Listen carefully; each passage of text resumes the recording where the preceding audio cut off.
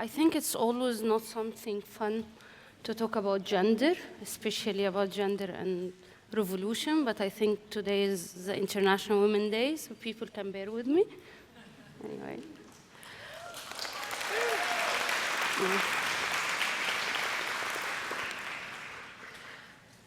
This picture was the beginning of thinking about Egypt. People saw this picture and just has been inspired. Egyptians in the streets, Egyptians are in revolution, and they are so creative, fun, not all the time, but most of the time. And this was the beginning of many people talking and thinking about Egypt. And the first question came when those people came to the streets, where are the women? And a picture like this inspired the world. And I just was receiving lots of calls when the internet came asking about where are the Egyptian women. And sometimes I felt that this is, I'm not politically correct by any way, so I felt that it is a naive question from people asking about the Egyptian women. And I thought they came from about this perspective because they didn't know before where were the Egyptian women. I think we are coming from a country which has one of the oldest feminist movement all over the region and maybe all over the world. We had women in the public from 1919. We have been different than others, being in the streets, being in the public, being engaged. But this is about people love, and especially the international or the Western perspective, seeing us collectively, seeing us as Middle Eastern women, as Muslim women, as Arab women, who are, for them, most of the time, are oppressed. And they just impressed to see people like me who are not veiled. And also impressed when we're seeing people who are veiled. And I think this is something about the gender in this time, that people always inspired by just the participation of the women, and just having number of the women in the streets made them feel that, okay, things are okay, Egyptians are not oppressed anymore, and now Egyptian women in the better situation because they are khlos, they are in the streets. Yeah, and it was something so complicated for me. And I think because of that, people had many, what can I say, many depression after the 18 days finished because they loved the utopia. They loved seeing people smiling and seeing people like those who are, for me, so middle class, well-educated women, but they're veiled, so they could look authentic for them. So, and because of that, they wanted, like, خلاص, the 18 days finished, so everything is okay, so women's situation will be better, will be the best, so we need everything. And because we are, as Egyptians, are always looking at Tunisians, and we have this envy relationship between each other. They began before us, but we did funny things, and people are focusing internationally about us more than them, but they took the parity, so they are better than us. So we had this relationship between us and the Tunisians. But this is something about seeing the gender in these times. It's really so complicated. And to understand what's happening to Egyptian women now and the gender situation, I think it's important to see what was before. We had this relationship with the public, but at the same time, I'm always saying that we don't have problems with patriarchy, we have problems with dysfunction in patriarchy. That, yeah, we are in Egypt and dysfunction in patriarchy, that we have to do everything in the public, but at the same time, we are still obliged to do the same, what's so-called traditional in the private. And I feel it every day when I'm walking in the street that I have to convince all those people who are a lot, because Egyptians are a lot, that I look like you and I can do whatever you want you can do, but at the same time, I'm not allowed not to be that traditional like before. So for me, that it is a dysfunctional patriarchy. And seeing it's just patriarchal system for me is also naive, because patriarchy, I'm a person who have been raised in Saudi Arabia. So I know how the difference between the public and the private. To what extent sometimes it's easier to just segregate it. The private is for the women. They have all the rights, or they are happy in the private, but the public is not for you by any way. So it's easier in Saudi Arabia to talk about violence against women, because this is part of how to empower women in the private space, but it is an issue to drive. And the drive is not about driving, it's about being in the public. But this is not the issue in Egypt, that we are in the public, but we are not equal in the public. So this was one of the results from Jan 25, that Jan 25 came. And I think the best we gained from this is the spaces. For the first time, personally, and I think most of the people think that the space is for us, and the public space for us. And we are defining what's the public space, and we are defining what's our space. And this was the best for the women, because for years we have this issue of being so related as gender issues and women's issues with the government, which is a dictatorship, which is so bourgeois in their perspective in women. So they are seeing women's issues as the political, as the personal status laws and the family laws. And they are creating institutes to protect this, and they are representing women who are agreeing with them and look like them. This happened in the parliament, this happened in different institutions, and as an example, in 2005, the police attacked women sexually, and they beat them and tortured them in the streets, and the National Council for Women, which is the place mainly represent the governmental perspective of women's issues, they said that those women were not in the streets calling for women's rights issues, so they are not under our mandate. And at this time, I found like, okay, they are defining who are the Egyptian women and what's the women's rights. And by 2010, they implemented something called one of the implementation of the quota system, and the results came 62 seats outside of 64 went to the National Democratic Party women, who were Mubarak women. And at this time I felt like, okay, they are giving us this message that if you want to be a woman in the public space, you have to be part of us. You have to represent us, and you have to be accepted by us. And those women would really look like them.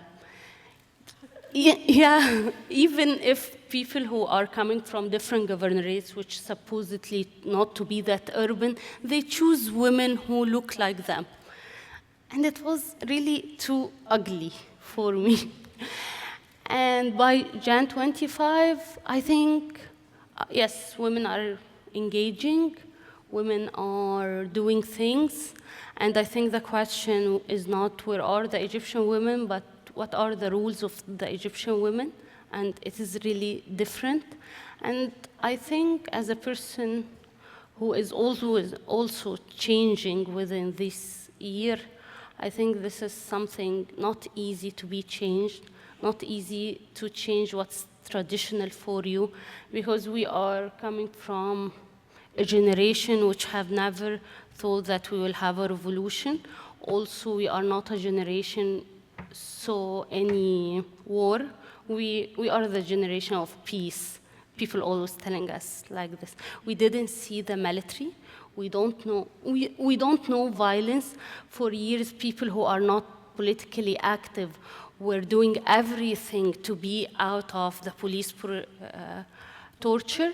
So mainly, even as women who are active in the public space, and because the definition of the public space before 2011 was really different, We didn't used to see violence. I remember the day which called within the 18 days, the Camel Day. I remember calling Kholoud because I was in a place and she was in the other place. And we were just crying. Like, okay, we couldn't handle this violence.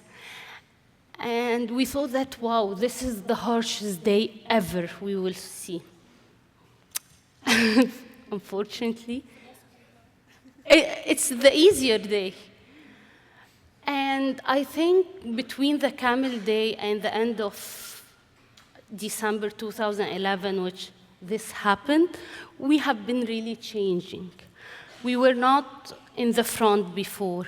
I was thinking of myself when I saw this picture that I am in a place which is full of violence, and I don't have problems with my body like before, and I can handle violence, which is so hard personally, but publicly I have never thought that it will happen, and I think lots of Egyptian women did so. They have been really different. They are working hard on themselves and within the society to change what's so-called traditional, and they paid a lot. And this is something about gender issue, that women have to pay a lot to gain less. But this also, we are trying to deal with these things. And when this happened, it was in December 2011. 2011, yes, it was Majlis al-Wazara incident. This was a real implementation of what militarism is. Militarism is about being too masculine, too patriarchal, too authoritarian, and there are people who don't see the civic, so they're not seeing women by any way.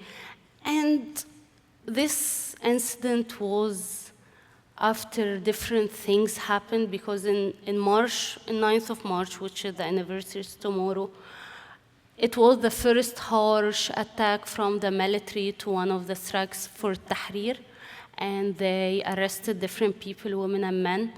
And for the women, they didn't just torture them, they did for them virginity tests. And this was the message that while you are in the public, you are not allowed to be there. And the public is not yours. And if we want to form a method about men who are in the streets, so those men will be thugs, but women will be prostitutes. And this was clear thing, and it was also a message that don't continue being in the public, but which is unexpected, like what everything happening in Egypt. Women didn't care, and they continue being in the public. And in December 2011, it was a real targeting for women.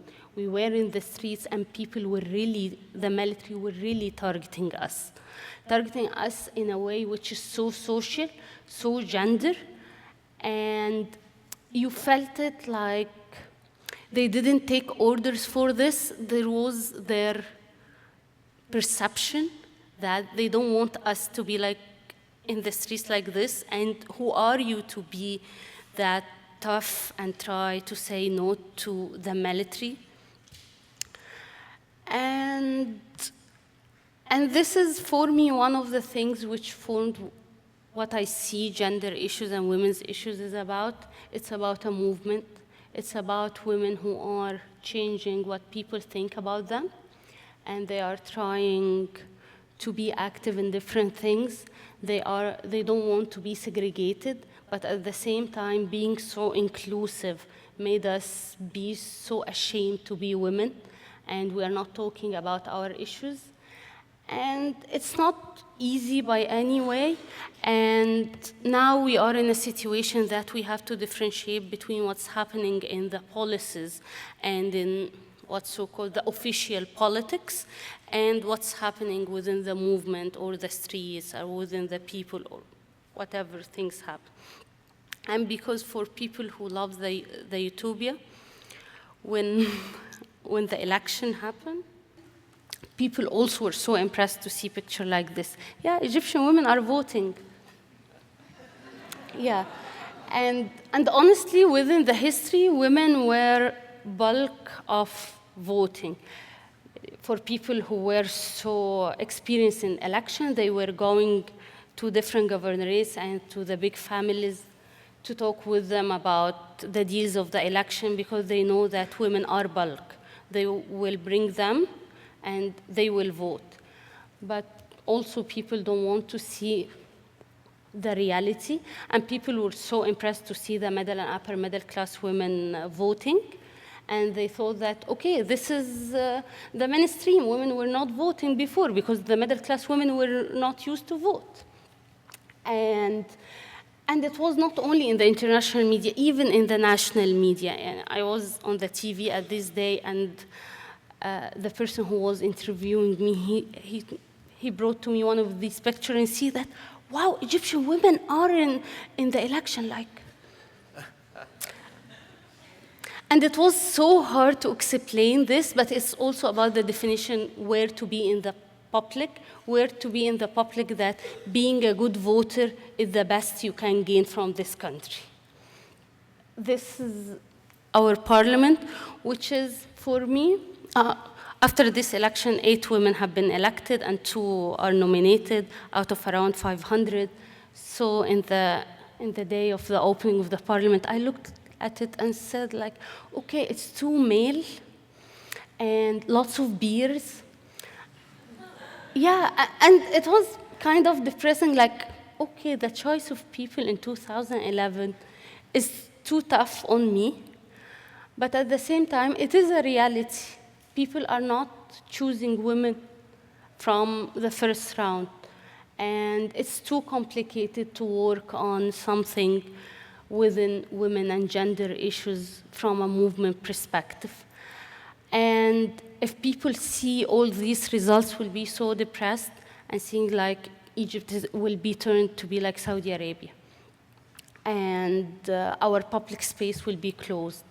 But I think things are more deep than this, and people are deeper, and things which are happening is, for me, is more important. The number of women have been joining the political parties, the movements, women who are working on themselves, the question about violence, the question about body, even if the different initiatives happening in Egypt made me feel like, okay, it is a long journey, and building a movement, especially on gender issue in a revolution time, is too complicated and critical, because sometimes it is a choice to be two second-wave feminists who are always putting pressure to have number and being expressed and have those faces of women in different policy places, or being too inclusive and not being too inspired by a revolution and think that when the revolution will succeed, all our rights will come. And having discourse between both of them is too hard. It's too hard to say that a social revolution, it's about class, gender, and masculinity. It's hard to say that seeing the change of this country from a gender perspective and being also open-minded about what's women's issues is also so important. Don't be that depressed from the low number of women representation, but asking more about deep things and culture. Don't see us collectively like we are in the urban and the rural, and the different classes are the same. And don't take the Tunisian model. And one of the things which is I'm really so proud of, this is an initiative because tomorrow is the anniversary of the Virginity Test, and women and men in Egypt are thinking that their day is not today, it's tomorrow, because this is the day of the women in this revolution, because 16th of March is supposedly the National Women's Day, the Egyptian Women's Day, because this is the anniversary of the first female murder in Egypt. But 9th of March, people who are from this generation think that this is their Egyptian Women's Day, and they're coming for one of these initiatives. It's a graffiti called a women graffiti. They are coming in the streets tomorrow to have faces of women in the streets, and they are stressing not to be in downtown or nice places. They are going to other places with nice photos. And I think this is one of the initiatives which makes us feel that things are not static like we think, and changing and talking about gender issues is deeper and more complicated. And maybe we will not succeed, but I think we are not back again to what's so-called the state feminism. And I think also we will not do any militarization for this movement, because I think this will be the end of us. And thank you.